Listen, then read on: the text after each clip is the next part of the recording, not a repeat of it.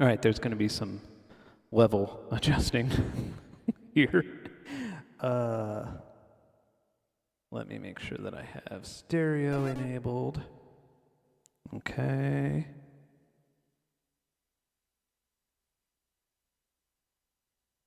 Good Lord. Can you, I just want everybody to note for a second, like, that this is probably the most, I want to use the R word, but I'm just going to say difficult setup ever made, like just with everything that's happening. But check this out. Here we go. Oh, of course the camera's not going to stay focused up there. Okay, so we have a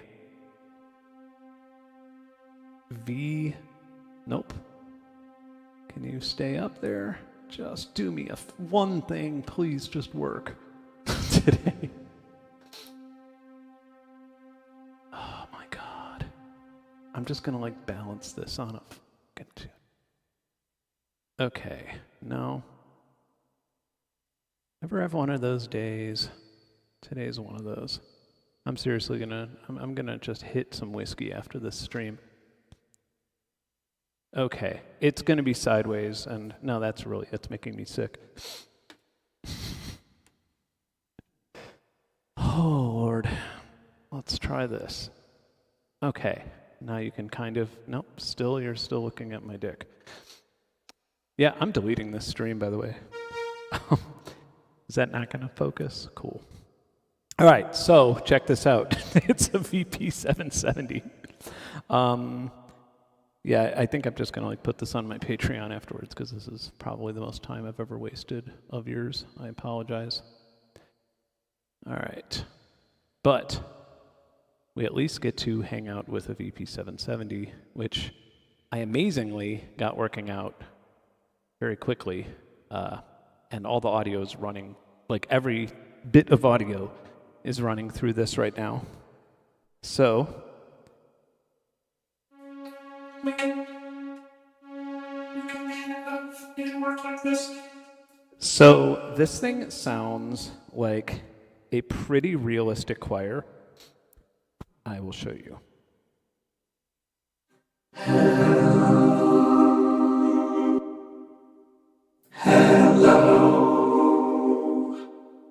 How's everybody doing?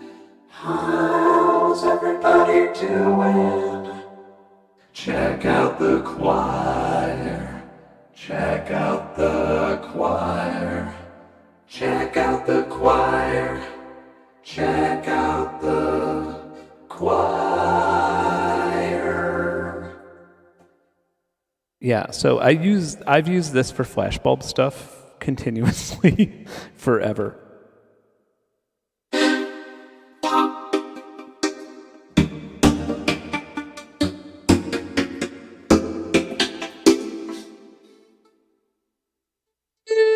There's different presets. I mean, it is kind of an obnoxious thing, by the way. Like, it's not great.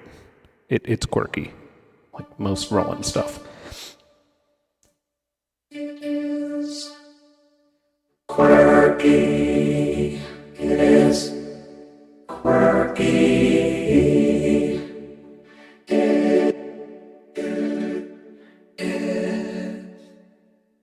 It is quirky.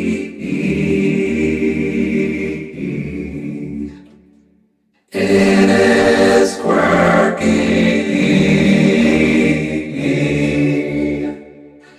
I will show you the auto harmony. Oh, this is auto harmony.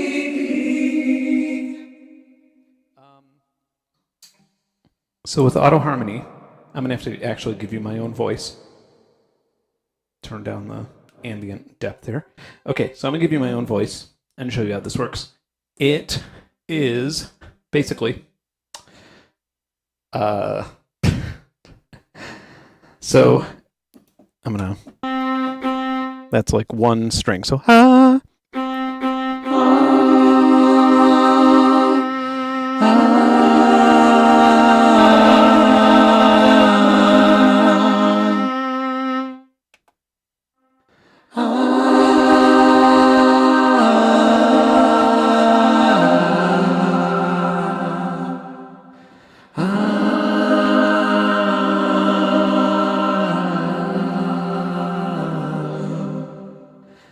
And then if I want to then go into, so like, la, la, I want to go into major, if that makes any sense. So, la, la, la, la, la, la.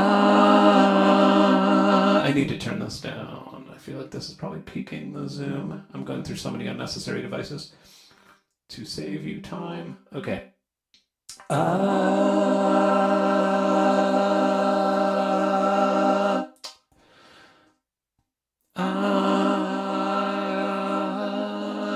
then if I go down to minor,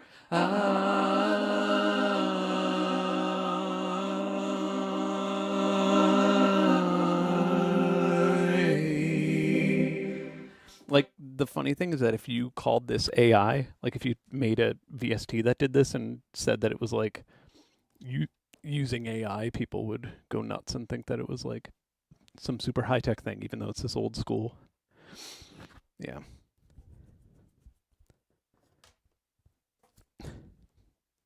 So then auto note, which you don't have to play anything. Ooh. Ooh.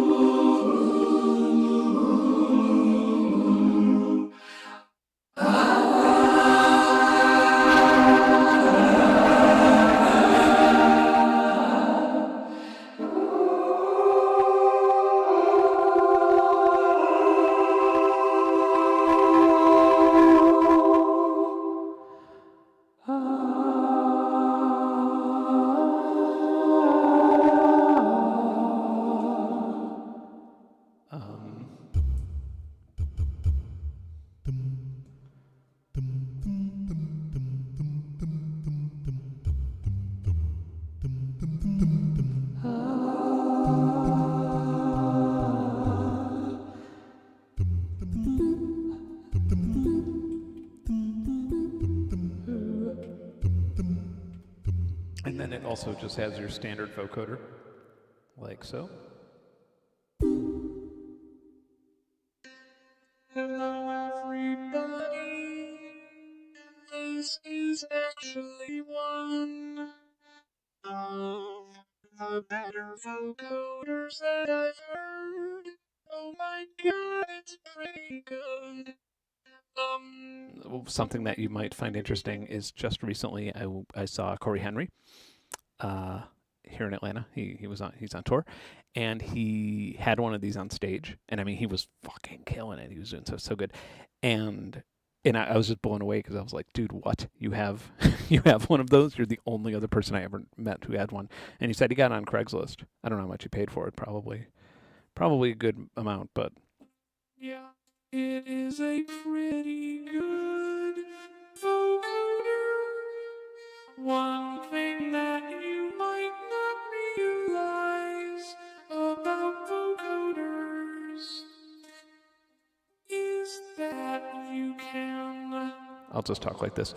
One thing you might not realize about vocoders is you'll see one that has like 128 bands or like 64 bands, and that really kind of, I don't know, it's almost like cheating. Like it almost sounds like additive synthesis after that.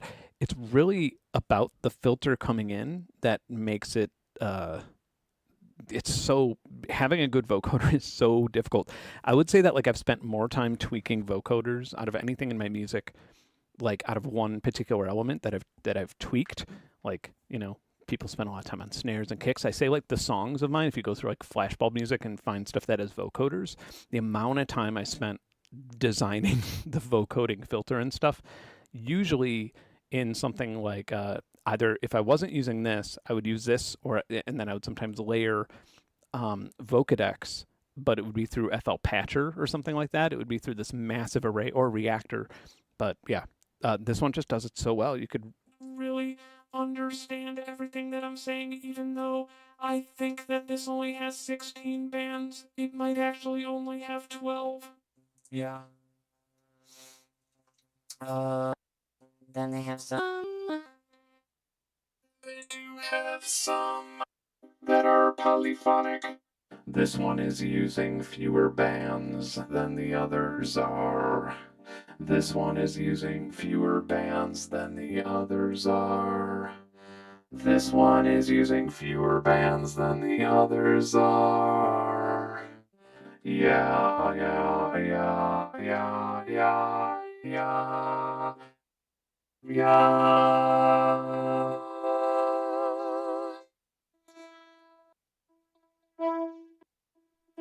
This actually emulates the older Roland and Moog vintage vocoders.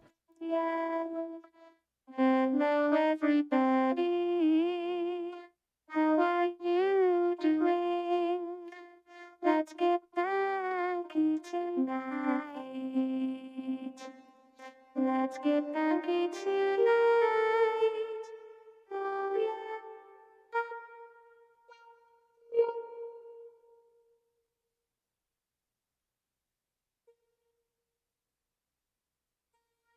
So this is backing vocals. Yeah. And usually this follows the note that you are playing. God, that's so fucking cheesy.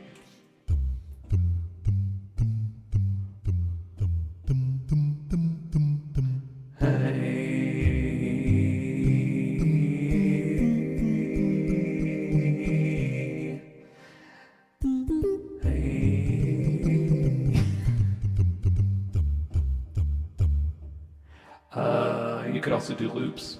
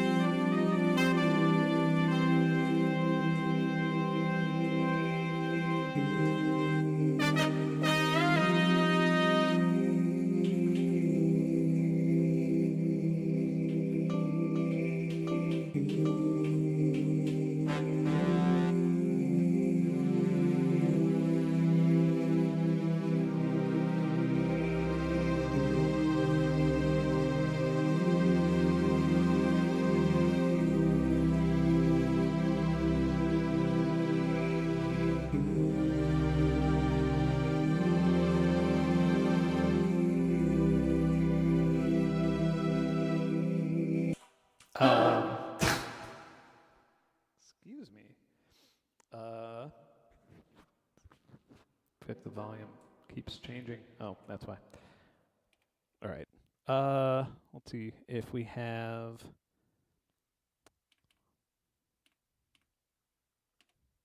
I want to see if we have an actual lead.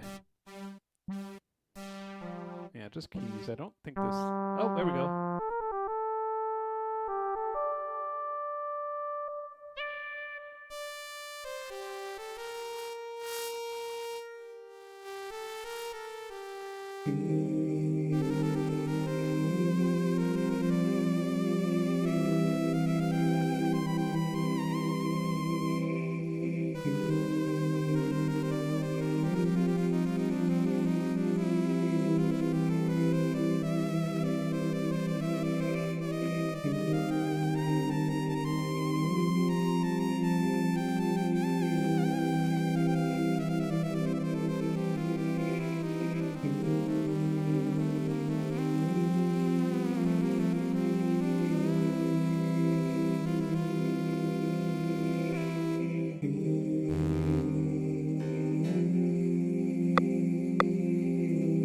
And then I believe I could record shit over this too.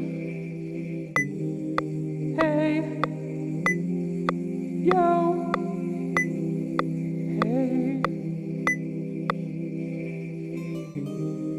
hey, yep, yo, hey, hey, yo.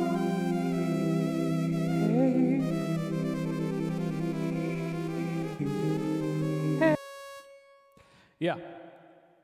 Good times. What a lot of weird sounds.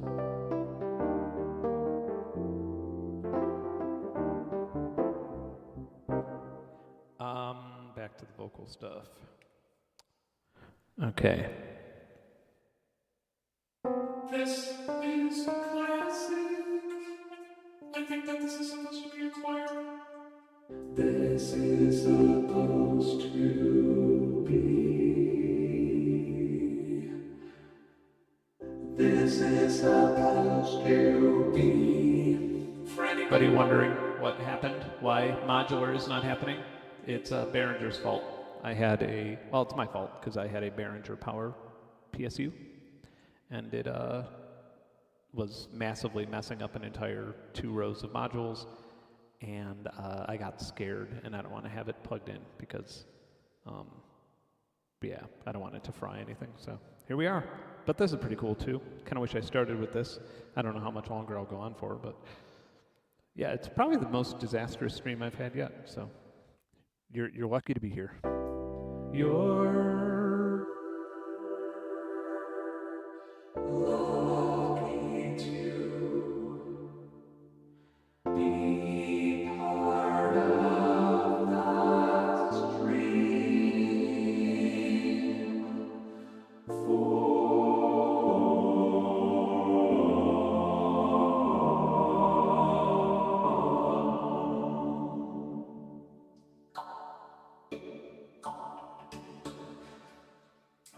Part of me wants to hook up a drum machine to this, but another part of me doesn't want to hook anything up to anything because of everything that's happened. So this is classic choir with an EP behind it, which we don't really need, do we?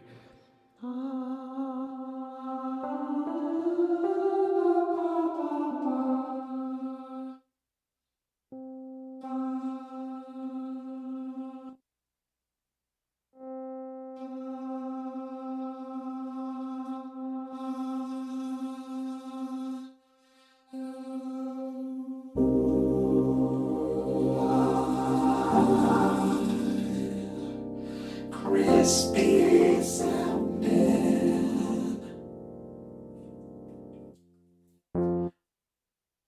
Male and female. Male and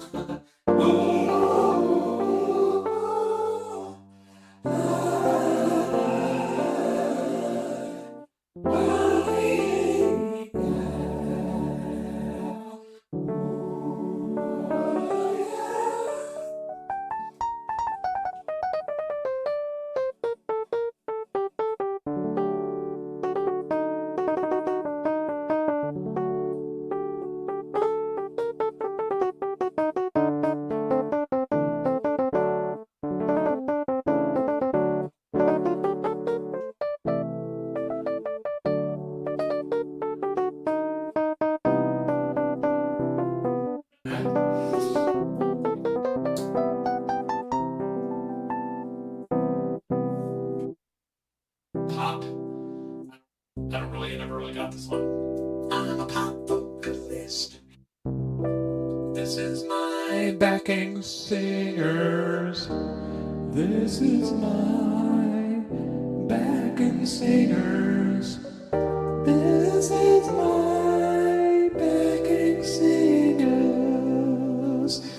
If this had autotune, I would love it. I mean, I have like an auto-tune vocal processor, but if this had it in it, whoo, that'd be amazing. Man, this came out. God, I bought this whenever I bought this, maybe 2009.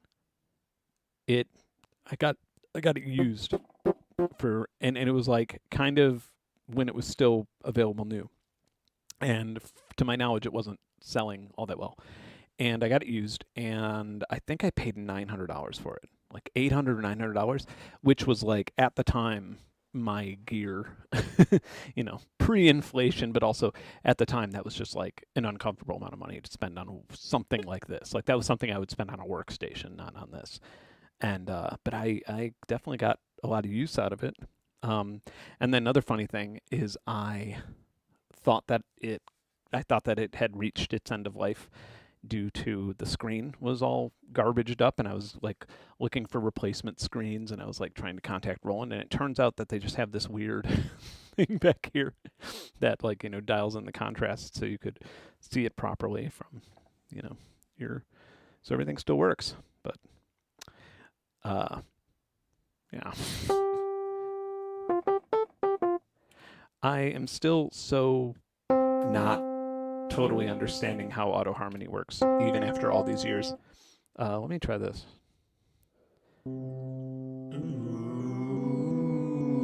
Okay, so this way you could hear my voice, and you could also hear what the vocoder is doing.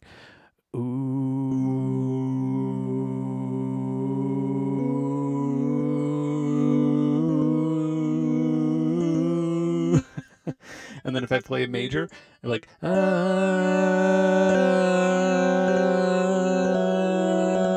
it'll try to get it in. Ba da da da da da da da. And then if I hit auto note, it's even weirder. Da da da da da. Maybe I'm just a terrible singer. But also auto note, I think it stops tracking if I do like major, like da da da da da da da da da da da da. Yeah, it stops tracking and it'll automatically go to wherever my voice goes, which would be wrong in that case, obviously. But if I turn that off,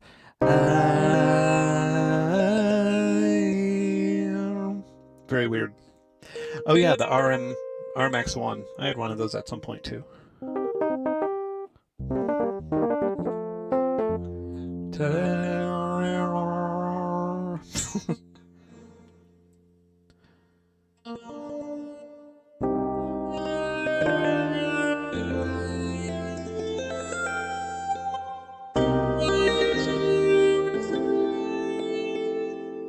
don't know what to sing, so I guess I'm just gonna read words. Arms, legs, and beans, no G, laptop and rocket monitors.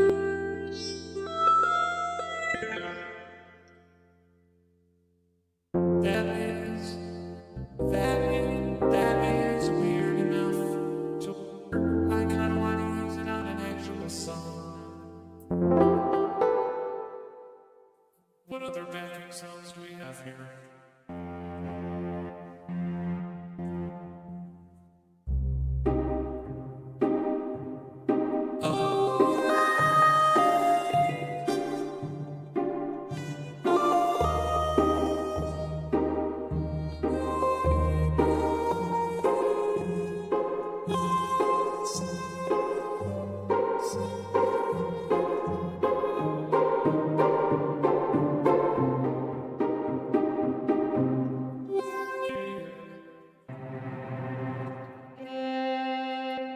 Oh wow, 2 solo instruments.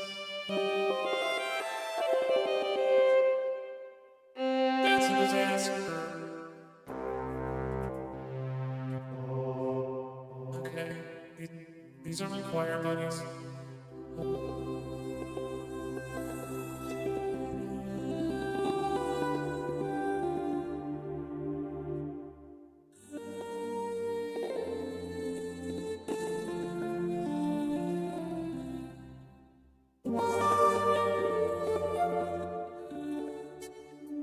If you could hear my voice, like while my actual dry voice while doing this, it's like I sound like if somebody was outside, they would think that I was literally like getting somebody was drilling into my skull or something like that, and that was just the way my brain behaved to the whole thing.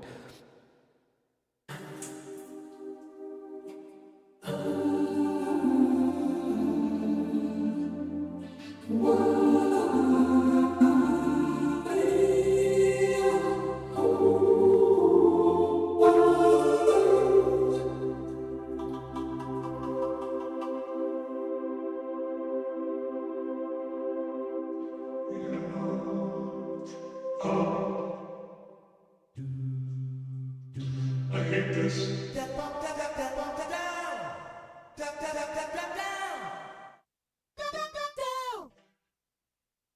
This is like the worst thing that Roland has done ever. It's like just the jazz scat stuff, or maybe even the jazz scat with the D beam.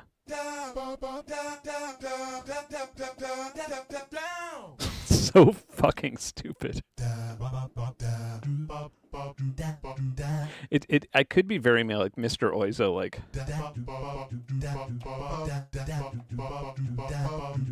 Yeah, terrible.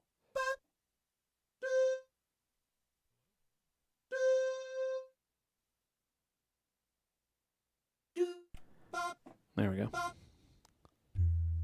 How many jazz scat patches do we have? I feel like I never even explored this just due to my own nausea levels. These are kind of the same. Wow, only 2 jazz scats.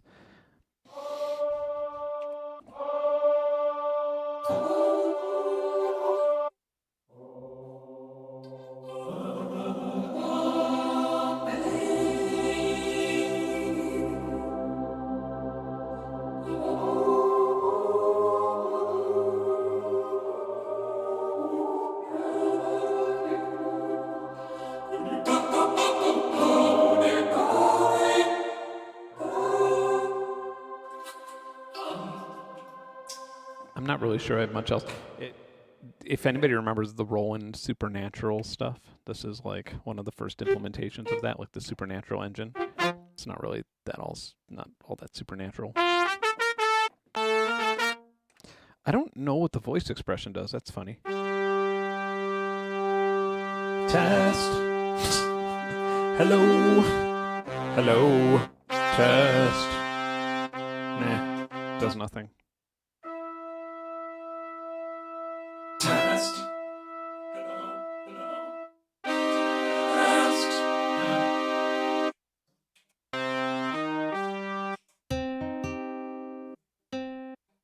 Ooh, do we have a heavy metal guitar?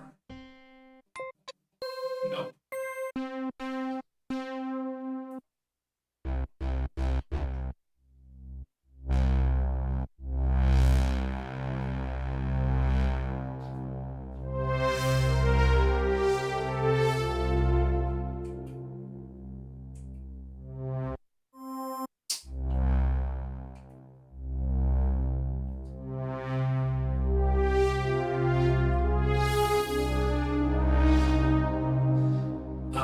We also have vibrato.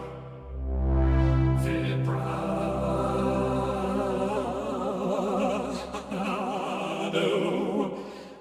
And there's some delay on it as well, which is kind of nice.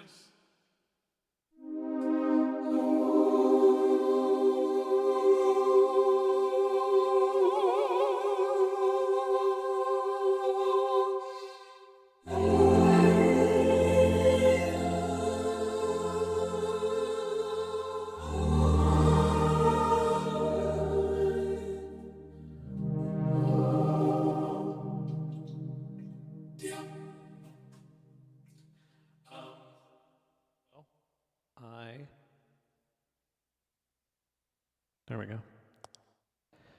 I think there's a way to change. Oh yeah, we just keep hitting that. The ambience is just different terrible types of reverb. Looks like Hall 1 is pretty bad. Hall 1 is like an airport. Paging Mr. Jordan. Paging Mr. Herman. Yeah, a whole 3 types of effects.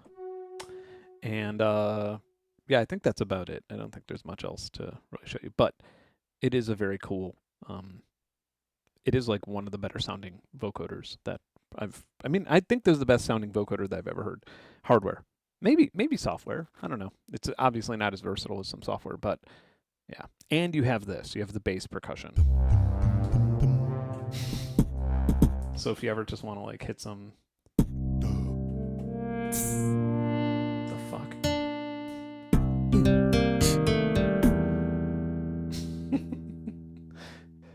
Oh dear. Any questions? Maybe I'll make my head big now. I mean, it's already big, you know, but I'll just look up. You can look down on me and you can just insult me from up there. Since obviously I have a feeling I should just clean up and cut my losses with this stream. If you want to watch this, I'll put a thing in the Discord about it. If for anybody who is drunk enough to want to watch a replay of this stream, I will put it in I don't know, maybe I'll just put a link in the Discord. I don't really see a reason to put it in the Patreon or anything. But in Chick Habit, I don't think it's this one. I don't remember, to be honest. I have no idea. I think it would probably be a VST. Maybe it was Orange Vocoder or something, because that was available back then in different form, different company. But yeah, I'm imagining it was VST simply because I can't imagine I was playing. I like playing the vocoder while I'm singing like when I'm doing vocoder parts, but for that, the song, you know, is whatever, like 220 BPM or something, so I can't imagine I was actually playing along with it. But was this designed in the 90s? It was designed in, I mean, there's like the 550 and the 660. I think there's a 660. And then this was the keyboard that's I think killed the line of it.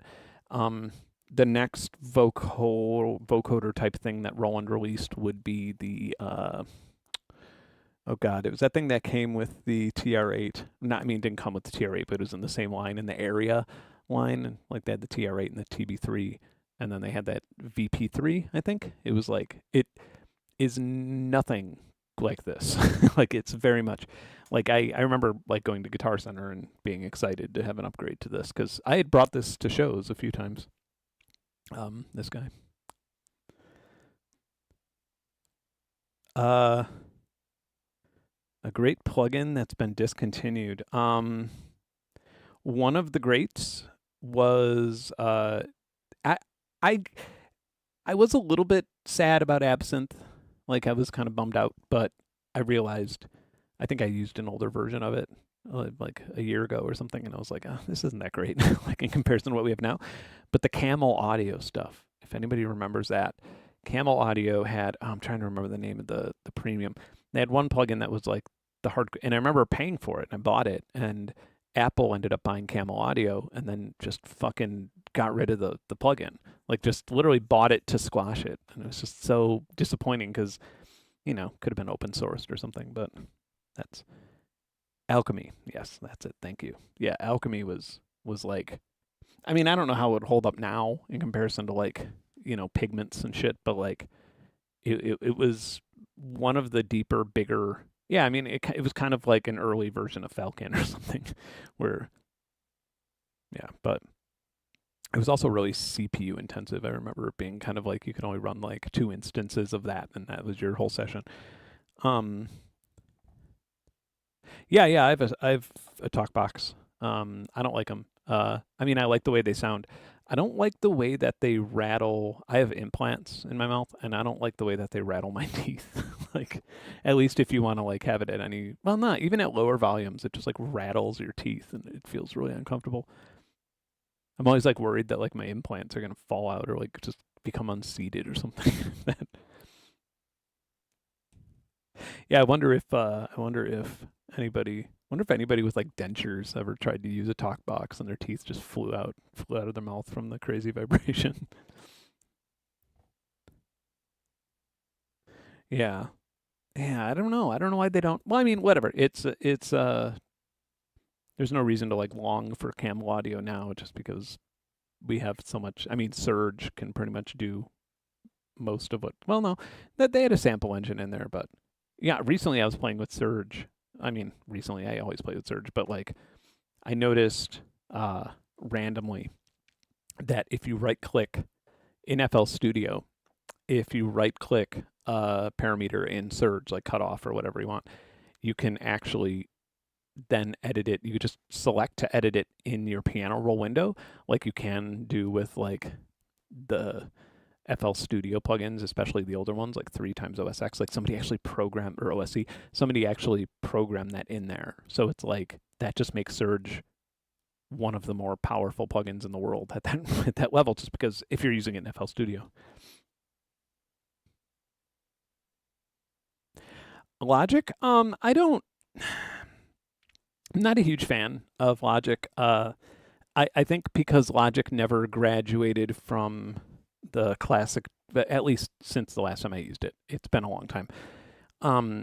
It never graduated from the sort of classic Cubase Pro Tools-ish interface, which I only find inspiring if I'm recording things. I don't find it inspiring for like programming music. I find it, that being said, I don't think that like, I don't think that Logic is like better or worse than, as a whole. Objectively, I don't think it's better or worse than anything else. I think it's up to what you like. One thing I don't like about Logic, in fact, one thing I hate about Logic, understandably, it is Apple only, which I don't like that. I'm not sure. I get really cagey if I'm using anything that's Windows only, just because I really don't want to be locked into like one of the operating systems. I want to be able to adapt around. So yeah, Melda, the VST3 ones of Melda do that now. Yeah, I just found that out too. Yeah, I'm a Bitwig fan. I like Bitwig. I would say Bitwig's my second favorite DAW. Yeah, no, I love Bitwig. Bitwig, definitely anytime. The two things, other than the grid, which is fun, but the two things that Bitwig really, really has going for it, in my opinion, is you like don't have to, your VST organization, like you open it up after you install a new VST and it's just there. It's just like, you could just like type in the first, I don't know. The way they have it, it's painless to like install a new VST and use a new VST. And then the other thing is their MPE support is phenomenal. It's like by far your go-to if you're using, any sort of MPE controller or something like that. It's incredible, and you could even route it to incompatible plugins really, really well. Their piano roll is it's not FL Studios. FL Studios, I can't imagine anybody even arguing that there is a better piano roll than FL Studio. It's literally the number one reason to use FL Studio.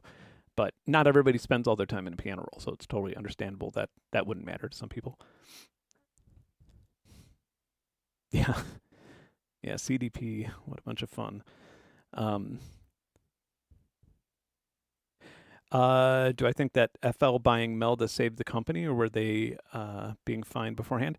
I don't know how much I could say about that publicly.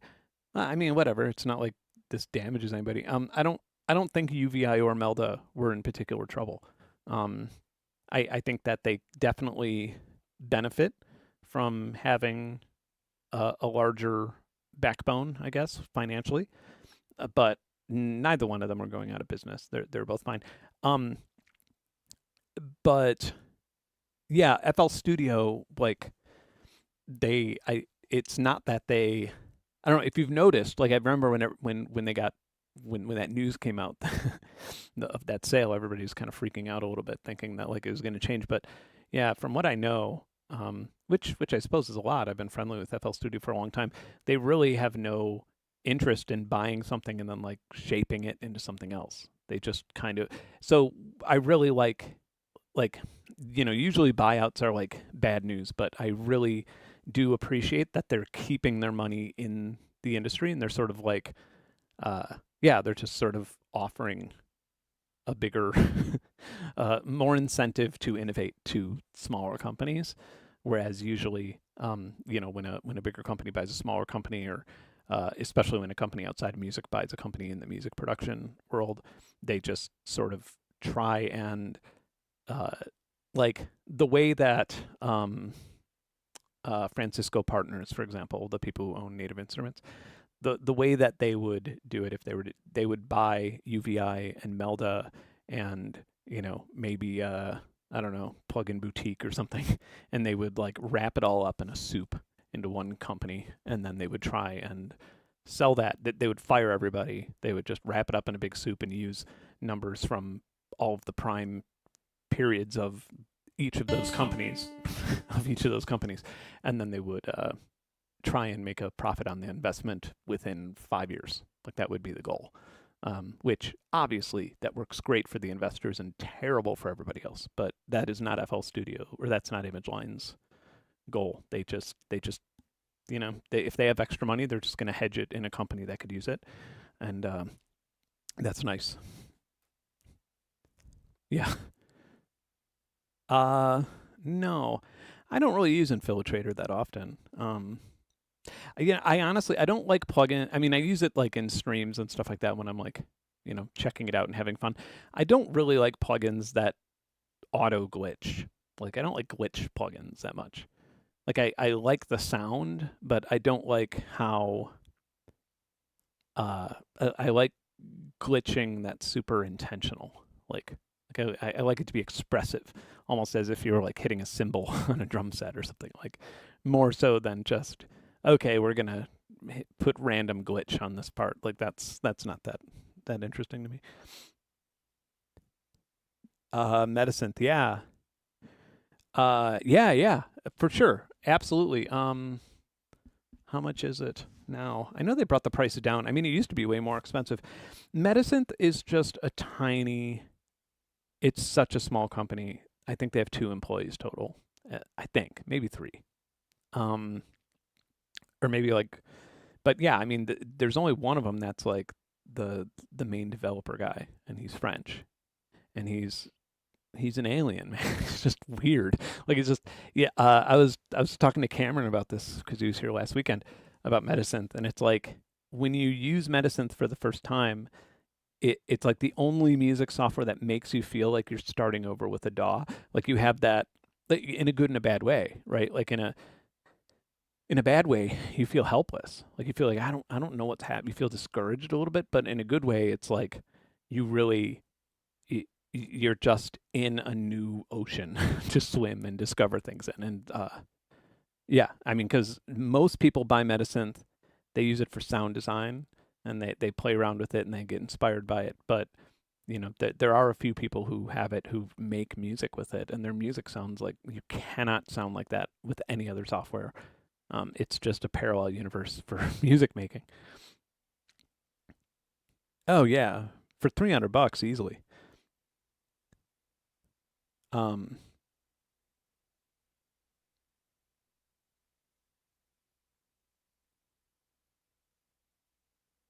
Sorry, reading these. Think a good beginner module synth is 4MS's meta module to get bang for buck. I'm not sure. I haven't looked at it. I haven't looked at that much modular stuff. I will be at the Buchla event. I'll be seeing all the new stuff. I'll probably, depending on their Wi-Fi, I'll probably be streaming it, or Cameron will be streaming our hangout there. But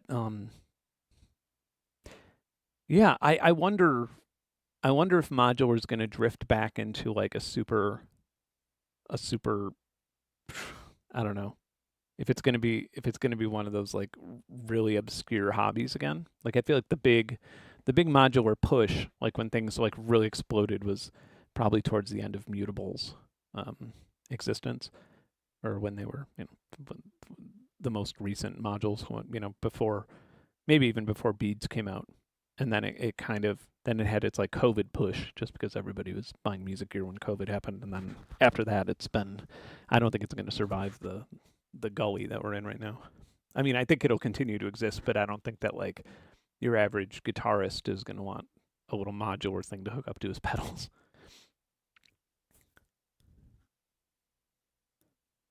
Yeah. I haven't been to the Buchla event before. We're apparently gonna have a room uh, of some sort. Like we're apparently gonna have a room where people are going to bring things to us to stream, which sounds like king shit or something, but really it's just I know it's a headphone only event, and that way we could just make sure that it's like well lit and audible for people to hear. How is Moog now under new ownership? Um, Fine. Maybe I wouldn't notice if I didn't know. Like, I obviously haven't been in Asheville or something. I mean, I know they like move buildings and stuff, but if I didn't hear that news and if I were just here, I probably wouldn't notice that there was any difference. The people that I speak to at Moog, um, including I mean, they have a new CEO, but I've talked to him as well, but the people who I am in touch with at Moog are kind of on the higher end of, they're like the lead designers and things like that, and they're still all there. So they haven't. It seems like just the people who are soldering and doing support and stuff like that were the ones who got canned. Yeah, I don't know. It could be a lot worse. I think it's the thing. If it was weird because when I made my Moog video, a lot of people got upset as if I was like defending Moog and saying that Behringer destroyed Moog. I think Moog destroyed Moog. Like Moog has never really been in a time when they weren't in some form of peril, right? Like there's always been some sort of the business itself, or maybe any business where you're actually assembling all of your products in the United States, you're just going to have a hard time in this globalized economy. And so I'm personally glad that InMusic bought Moog. I'm not glad that Moog needed InMusic to buy them, but I'm glad that InMusic bought them because InMusic will take the IP and be able to put more resources into it than Moog was able to. And maybe the quality control will go down. Who knows? But Moog's quality control hasn't been perfect, right? Like it was kind of bad because it was that was sort of a discussion because I've heard some issues with the Muse, and like I know some people who just got bad ones and had to return them, but like I don't know. I mean, it's not that different. It's not like every Mother 32. Like I know a lot of people who had Moog issues with like the matriarch and stuff like that. So.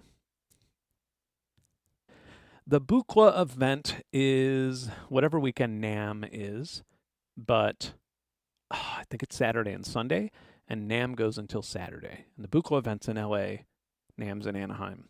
I'll be at the Buchla event on Sunday. I'll be at NAMM on Friday. I don't know where I'll be on Saturday. Hopefully neither, but probably one of them. Peter Blasser's instruments. Not to my knowledge, no.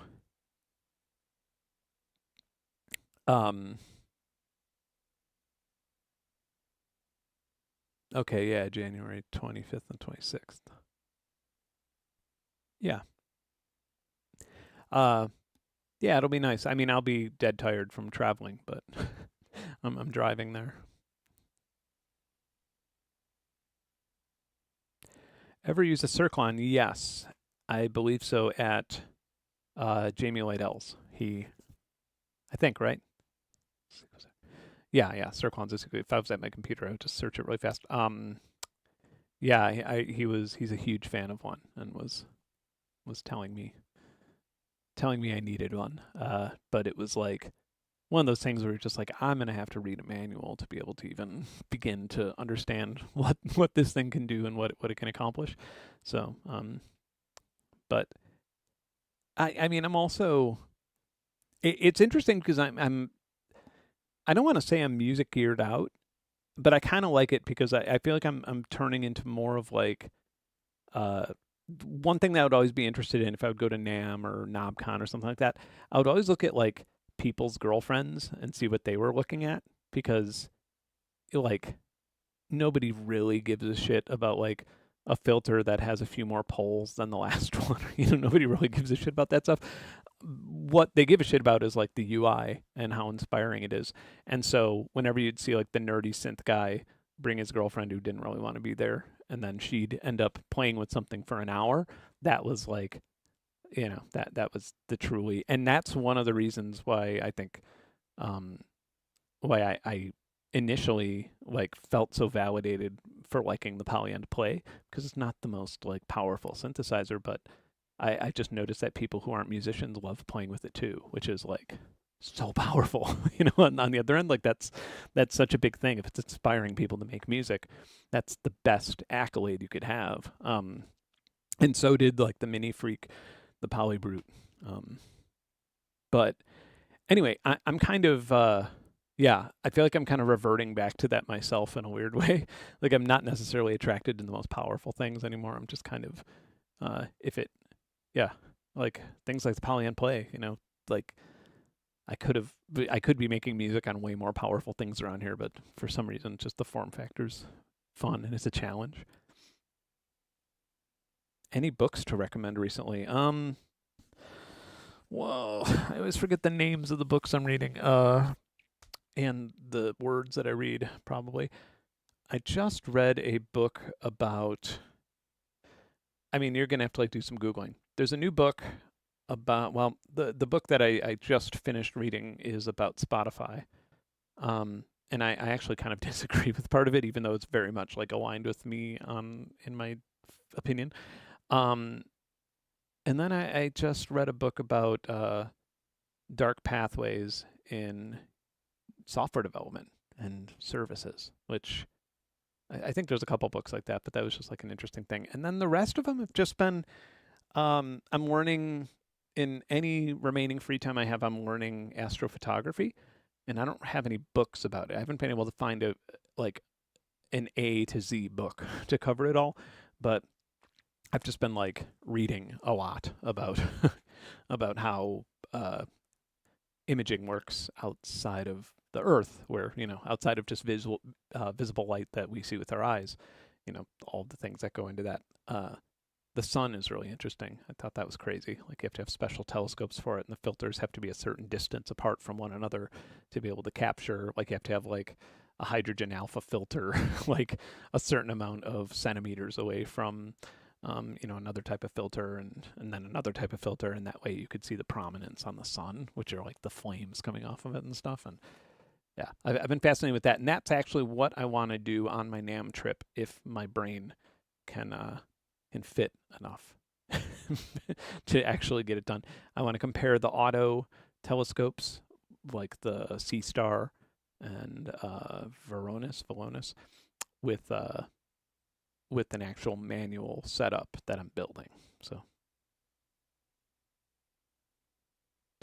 Jason, yeah, that's the thing is I want to do a video because I've been wanting to get into astrophotography for like 20 years, like legitimately ever since I got my first SLR. I was like, I want to take space photos, and then I would do the thing where I would, I've had a couple telescopes, a couple Dobbs, cheap ones, and I'd be like, why can't I take good space photos with this? What do I need? Oh, I need to track it. And then I remember I had, maybe it was a New Star. I don't know. I had a telescope like 10 years ago that did tracking, but it wasn't like photography grade tracking. And then also hooking up your SLR to the end of a telescope and expecting it to like take long exposure after long exposure and not create a bunch of noise and overheat is like not going to happen.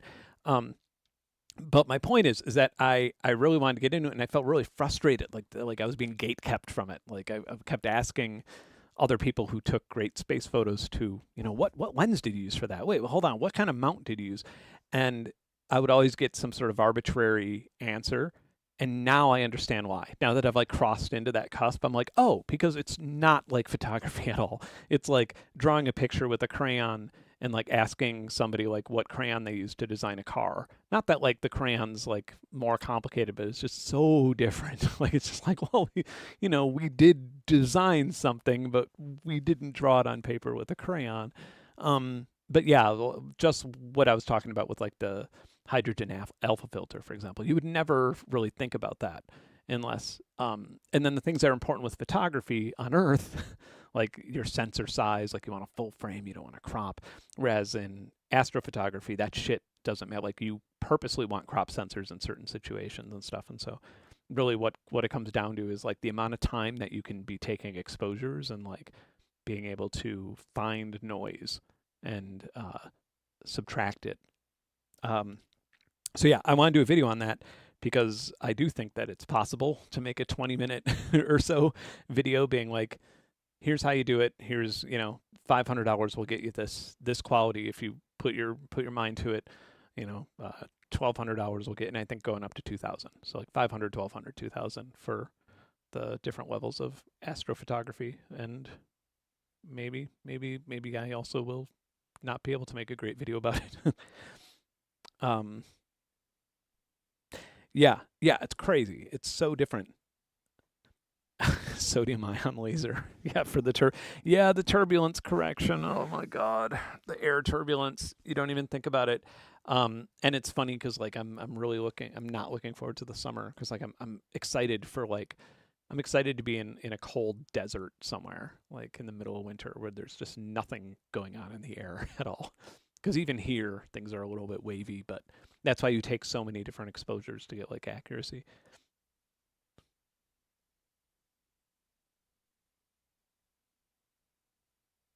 The video that I'm working on now actually started out really boring. Like I was like, why am I even making a video about this? It was just trying to figure out which loop library got copyrighted the most by just essentially just making dozens and dozens of tracks in each loop library and then using a Content ID API that I have access to. And I mean, all that costs money. This is Patreon bucks that pay for that. You know, it's like I was kind of thinking about how it's funny how, yeah, it's like that's what your Patreon dollars pay for is like API fees for Content ID systems. So I could figure out what loop libraries are the safest. But that sort of led into me finding, also testing AI like Suno and UDO and stuff, and that's been it's been funny. There's kind of the opposite what I expected ended up happening, and ended up just finding out that there's an enormous amount of people who are just generating songs and then putting them on Spotify, and then other people think that Spotify is generating AI music to siphon royalties away from real artists, but really it's just assholes generating shit on UDO and putting it on Spotify, sometimes paying bots to boost the plays so they could get more and get added to playlists, which is hilarious to have a bot make music and then pay for bots to make music and then pay to put the music on Spotify and then pay for bots to listen to the music. It's like, what the fuck is happening at this point? Will you do more videos about animal perception and wholesome stuff about how we actually align? Yeah, that's totally on the schedule.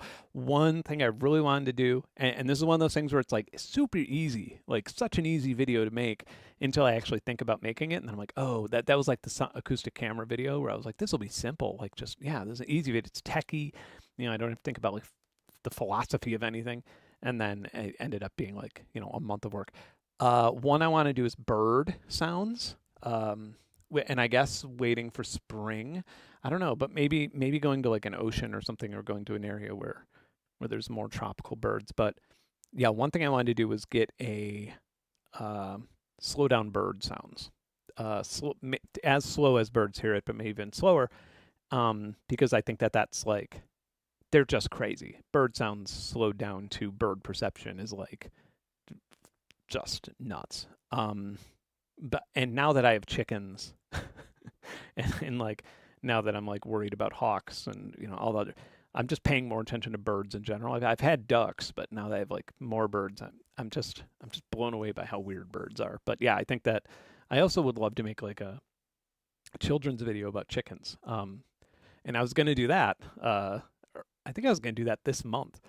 And I'm not sure if it'll be a children's video, but I think I'm going to wait till I have chicks. I think I'm going to like try and get the whole cycle, like get one impregnated and, you know, show her eggs coming out and show how the whole thing works. I think that'd be fun.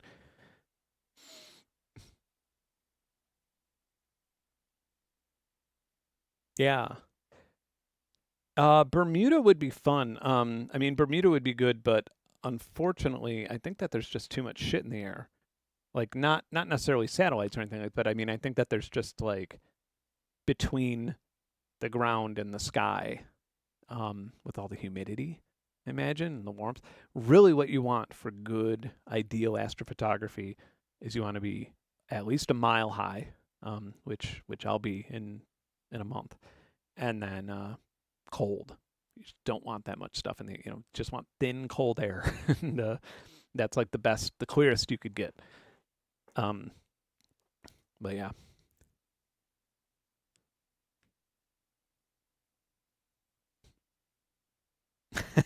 You know what's funny about my chickens? The a couple of them I inherited from the previous owner of this property, two of which have now perished due to predators, but they were the only ones that perished too. It's like the other ones I got are like badasses or something, knock on wood. But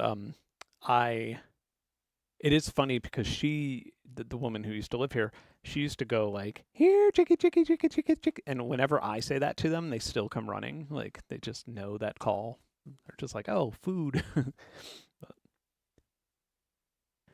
But, yeah, high desert at night.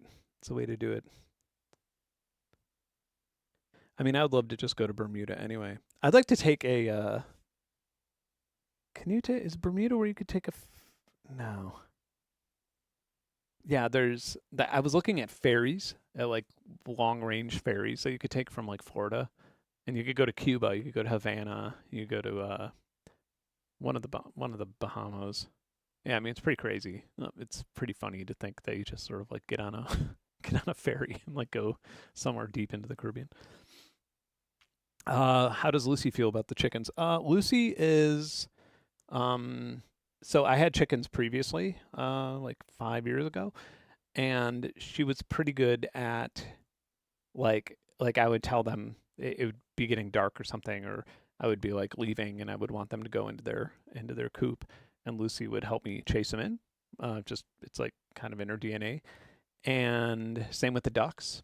I would feed the ducks, and it would be like getting dark, and she would help like push them back into the water. She would just sort of like, she'd be an asshole. Like that's how she does it. She just barks at them and bites their tail and shit, and then they run off. And she does that with the chickens here, but now she's kind of old, and so she can't hear. She's deaf. But we have this system now to where she's always just kind of looking at me because she's my dog. And if I point to a particular chicken, she'll start herding it, and like, which is pretty cool. It actually works, like, which is kind of funny for this, dog going on 14 to be herding chickens around in the yard. But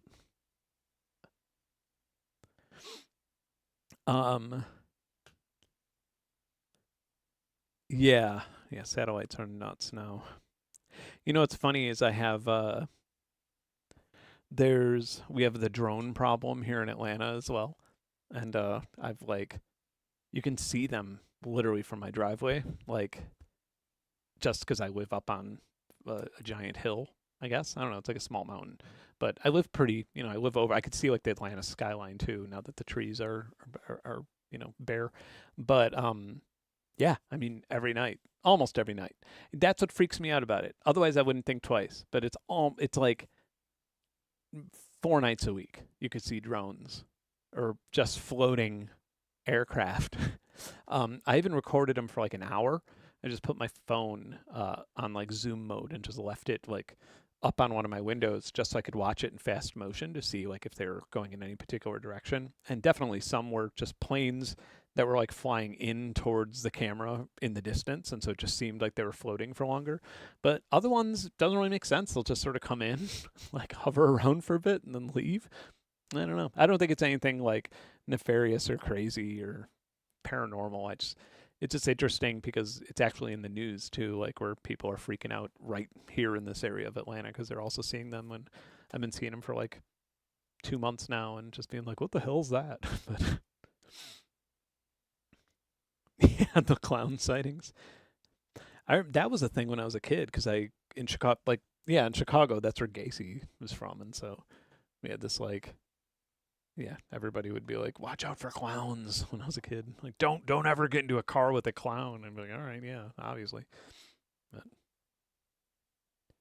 Yeah, the monoliths. I'm bummed out that I was never able to see those because those are right here and those are just south of here. Um, oh yeah, random people for sure. I mean, I even considered it. The funny thing is, I can't fly a drone over my house or in the direction of where the drones are. Oh yeah, that is worth mentioning. By the way, you can't fly drones. So like, I'm on this mountain, it goes down on both sides. My house is right there.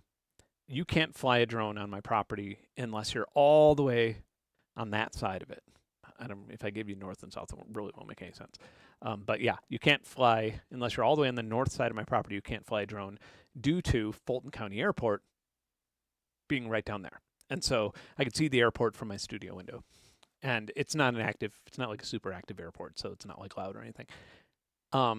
Which is kind of funny because, yeah, initially, I think my dad or something was like, I bet they're just like drones. Like people are just flying drones, and it's like you can't. Like you can't any commercial drone you can't launch without contacting the FAA. So you have to actually get like the digital certificate approval to launch it, even with something as small as like the little DJI lightweight ones.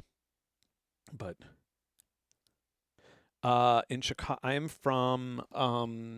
So I grew up in West Englewood, like right on. I don't know how familiar you are with Chicago stuff, but I would say like closest. I don't know, like if you.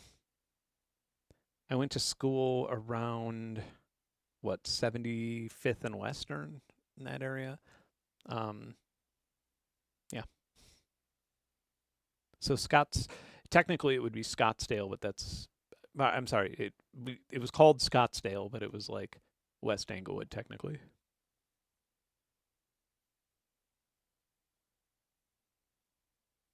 Could you make an album for us with chicken sounds as the only sample source? I could call it Chick Ben.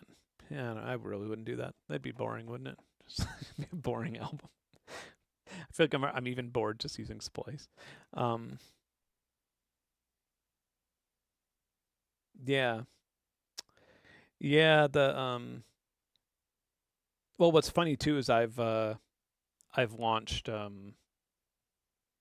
I've launched drones in national parks as recently as like 2 years ago, like long after the ban. I don't think I think only airports and military prevent you from taking it off or from taking off. That being said, it was like utterly empty. And I think it was White Sands. I think that was the national park where I did it, where I went into the border. But it was like, there's like no wildlife there. It was Easter and it was just utterly empty there.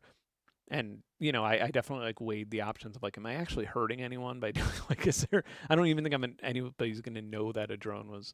Yeah, and I only did it for a minute, but yeah, it is. God, that would be so annoying. However, it's funny because like I remember I've been in the Badlands and stuff where I was just like, oh my God, this footage would be so cool with the drone, but it's obviously banned. And then you just have people on like Harleys driving by, and it's like, well, fucking, like, why do we let Harleys and like modified engines into national parks? Like, if anyway. But yeah, well, sorry for the lame stream. I probably should have just sat at my computer and talked where I could see the messages clearer. And maybe next time, I'll figure out what's going on with this modular, and we'll figure out I'm interested to find. Well, I mean, I know what's going on. It's the Behringer thing, but I'm wondering if there's any other power issues. I'll have to just test it all when I get a chance. But yeah. Anyway, thanks for watching. I'll keep this on unlisted.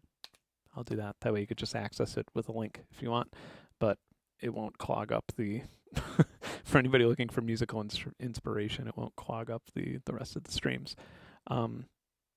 Anyway, but yeah, thanks for watching, and have a good holiday. Yeah, yep, okay. I forgot how close that is.